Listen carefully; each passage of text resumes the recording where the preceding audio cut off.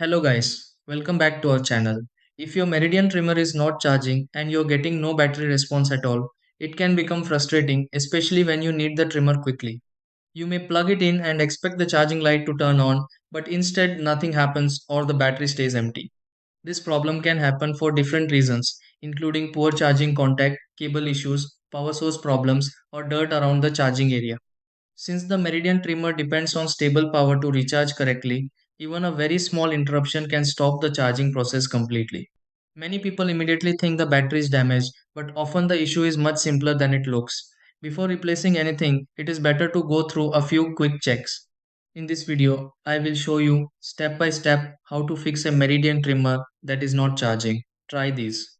Step 1. Connect the Meridian trimmer charger securely to working power outlet. Step 2. Clean the charging port of the Meridian trimmer to remove dust or buildup. Step 3. Inspect the charging cable of the Meridian trimmer for bends or visible damage. Step 4.